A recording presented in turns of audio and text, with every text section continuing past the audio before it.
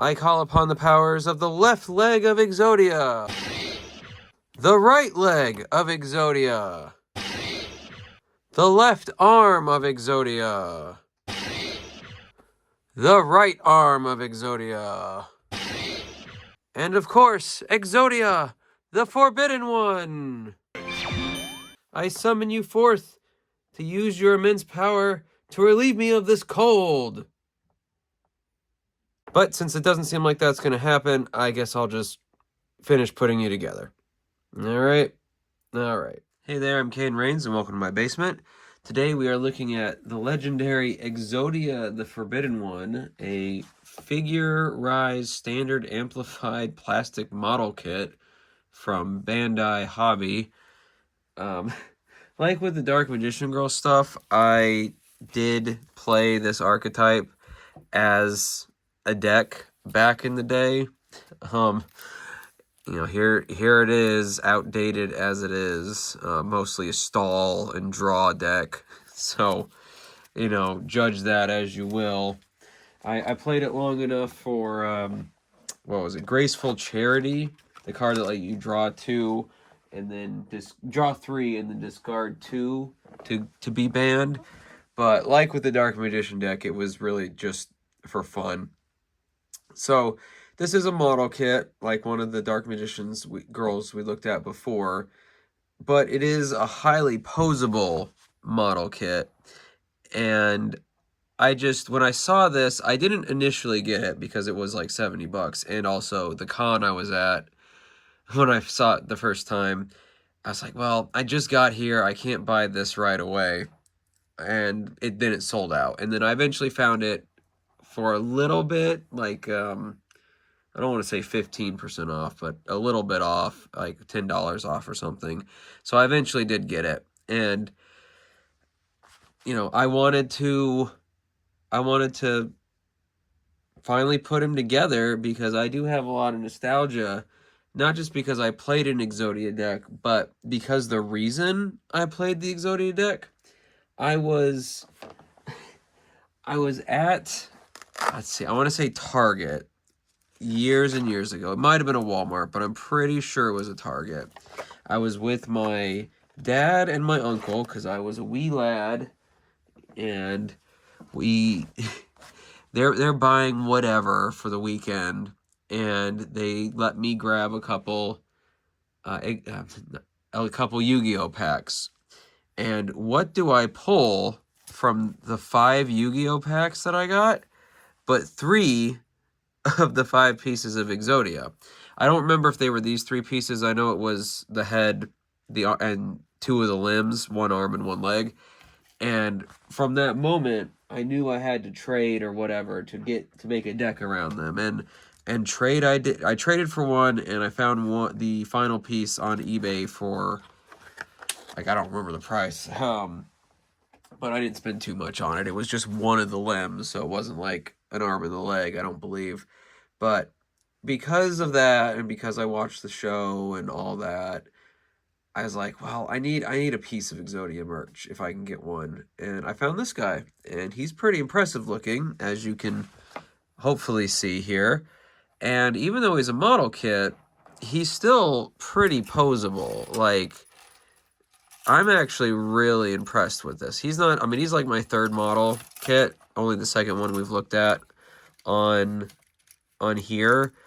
I've got 1 that I've had together for a long time, but that one's a little top heavy, so I don't actually pose it that much.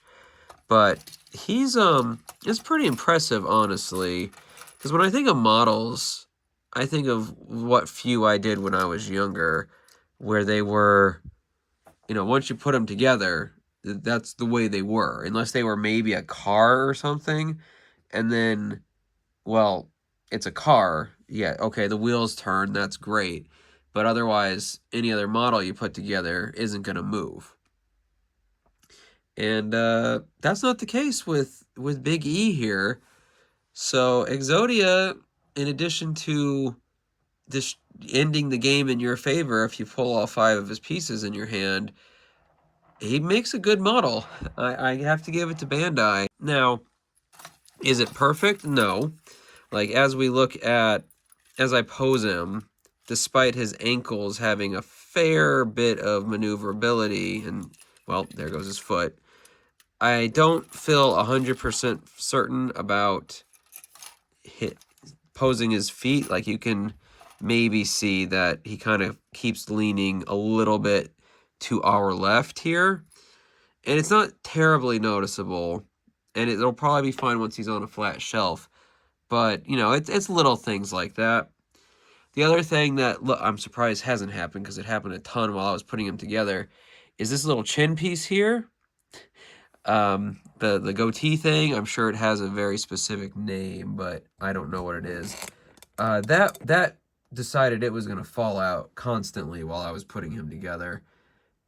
And it hasn't so far, so maybe it learned its lesson or something. But little things like that. The chains are also, like, in the instructions, it acts like you can click the open ends together, but you can't. You just got to kind of turn them so that the two open ends don't meet, like this one currently is. Otherwise, you know, you can get glue or something, but it says all you need is good old set of pliers, not pliers, snippers to put this together. So that's all I used. And on the whole, that was fine. Now, you'll get some things, like you can see some of the seams here, other places where I didn't snip close enough, or my attempts to snip close enough just didn't do enough of a job. And part of that's on me. Again, I've put together a grand total of 3 of these models. But if you're only using the things it specifies you absolutely need, which all it says are these clippers, which it doesn't come with, by the way, but you can find them for like $2 at Targets and Walmart, so it's not that big a deal. But yeah, I recommend if you're gonna put these together, you get some kind of little sanding thing, like a file. I kind of regret not doing that with this one, despite knowing from those previous 2 that I should have. But I'm not too worried about it. It is what it is. On the whole, though, despite my little complaint, you know, it's hard to call this a paint job, because it is, each piece is molded from its own color plastic. They all come out of things like this. Where, there he goes. Yep, see that ankle? That ankle, told you. It's impressive what they did with this model, but it's not perfect. So all the brown pieces come out of a single thing that's molded like this. Gold and orangey brown pieces come out of these, so on and so forth. And even like the white piece has its own stuff. There's also, you see it on his chin, but also his eyes are stickers. And I almost don't know why they did that, because there's a piece, I guess it was just for that blue mascara or whatever you want to call it, because his eyes are that color. And otherwise, everything is, you know, it's good. Like, I'm very impressed with it. The only thing besides the little nubs was I kind of, you see this discoloration here. When I was snipping this one out, it had one of its tabs was right there. And as I was snipping it, it bent a little bit. But I'm not, you know, you won't be able to see that when I pose him, hopefully. But so that's a possibility, but the fact that it only happened in one piece, and this is a lot of pieces, despite not looking like it, because there's a lot of internal stuff. It's mostly hollow. Is like he's a light thing. Like, if you threw him, he would break. Like, there's, like, I would throw one of these things over here, the necker or whatever, before I'd throw him. Not that I'm going to throw any of them. Don't at me about that, but I'm pretty impressed with it. Like I said, I don't put together many of these outside of, like, actual Lego sets when I build stuff. So the fact that he's so posable, I really wish his fingers were too, but that's probably asking for too much. And there's, like I said, the chains are one of those other little things where I might end up getting some glue or something to figure out a way to finagle these to not come apart so easily, because all it takes is certain ends. Okay, now they don't want to do what I want them to do. The 2 open ends to be near each other, and there you go, they're falling off. That is the only part that I worry about falling off. I know that this foot came off earlier, but that's because I was moving it around and pulling on it. Nothing else is coming off except for maybe that chin. And even then, it hasn't happened so far, so I'm actually pretty proud of you, Exodia. Give yourself a hand.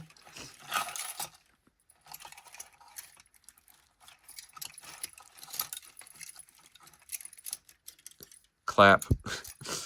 It almost worked. Oh, no, not really. Okay, I tried. So it is posable. It's not bad. I wish he had like a little energy burst thing, like he does in the anime when he attacks. Not quite a Kamehameha, but kind of. So that'd be kind of neat. However, as far as this goes, yes, $60 to $70 is a lot for something like this. At least to me, it is.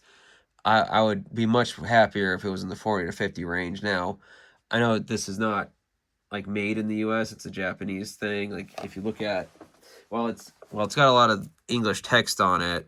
Like most of the instructions are just pictures with Japanese text because that's the primary market. A lot of the other stuff, the sellers here import it for the most part. So, it is what it is. So I know that affects the cost, and, there's nothing much I can do about that. So on the whole, though, while I wish it was cheaper, I wish that about everything. Just not just collectibles, but life in general. So, but that's wishful thinking for some things and revolutionary for other things that we're not going to get to in this channel, as far as I'm aware. But I wanted to look at him. I wanted to finally put him together because, like so much of my other stuff, he's been just under the bed or in the closet for who knows how long.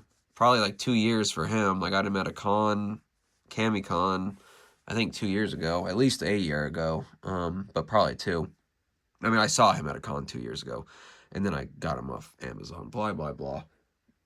So anyway, that's him. That's the actual model kit that I'm going to try and figure out a pose for as he goes. Oop, there goes his hand again. Like I said, if you're posing him too much and if you're pulling on him from certain angles, the parts aren't, they're not locked in.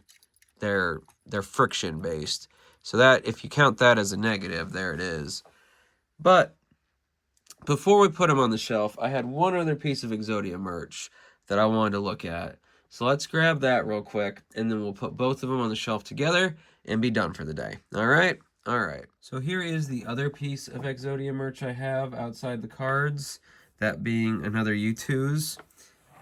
And like the previous one, it's just a cute little thing, and there's not a lot more to say about these. Like Funko Pops, you either like them or you don't, and that, I'm not saying like as a brand, I'm saying individually. There's a reason I only have a couple of these, and it's because most of them don't do much for me. But I only have these 2 pieces of Exodia merch outside. I think I have a miniature somewhere. Those little miniature toys they used to make for every little thing? I had a bunch for Yu-Gi-Oh! And Digimon and Pokemon. I think I have an Exodia one of those somewhere, but it's probably in a box at like the bottom of a garage pile. Anyway, though, it has his ceiling circle as his base, similar to how the Dark Magician Girl did that for their spell circle. He also does have the energy ball, or obliteration beam, or whatever it's called. I'm sure someone has an official name for it somewhere. But that's what I kind of wished the model had, something like that, but it's not that big a deal. As far as paint job and stuff, it's fine. I kind of wish maybe some of these little details around like his shoulders had some paint to them to give them more definition, but it's not really necessary. And yes, he does have the bean eyes, but they're on his the snake on his helmet, which that's, I guess, cute. I'd rather them be there than him just having them, though if you look, they are in his eyes still. They're just upside down light reflections. So, you do your thing, YouTooz. I know you're going to put them in there somewhere. I'm just glad they're not his actual eyes, because like I said, on an individual basis, anytime I see something with those bean eyes, just as the bean eyes, I cannot, I cannot have that in my house. I do not like it. It would have to be like a character I really liked, and they had absolutely no other merch, and like that just isn't the case for Exodia or Dark Magician Girl, or the few others of these I have somewhere. So those are our two Exodias. Put them side by side so we get a look here. There's obviously a bit of a difference between the two. The model kit is about 8.5 inches tall, maybe closer to 9 if you T-pose him, like have him just his legs straight up. But he's not, because of the shoulders and stuff, he's not going to stand like that. While this one is closer to 4 inches or so, and this one's also basically just a solid piece of plastic, or molded plastic, whatever you want to call it. So, two very different pieces of merch. Similar to how we had 4 pretty different pieces of merch with the Dark Magician Girl. But now that we've looked at them and we've seen how posable he is and how immobile this one is, let's put them on the shelf and see how they look next to the other stuff. All right? All right. All right, so here are the 2 pieces of Exodia merch on the shelf next to the Dark Magician Girl stuff we went over last time, as well as Rosalina there. So the model kit is posable enough that I was able to get him in this pose using that old diorama excess wall that we went over a while back from Extreme Sets. So that worked out all right. The books from the Dark Magician Girl are also behind him. That's what they used to summon him, I guess. And then there's the YouTooz off to the side. It's it's all right. I don't know if I like his light orange on the darker orange from the bricks there, but it'll do for now. So I'm not too worried about it. If I decide to get a new backdrop for this side of the shelving eventually, then yeah, I'll take him into consideration. But for now, I think he looks pretty neat next to my other Yu-Gi-Oh stuff. And yeah, we're just going to leave them there for now. I'd like to hear from you down below what you think of these 2 pieces of Exodia merch. Did you ever see them in a shop somewhere, online, whatever? And did you ever play the Exodia deck as your cards or against it? And was it annoying?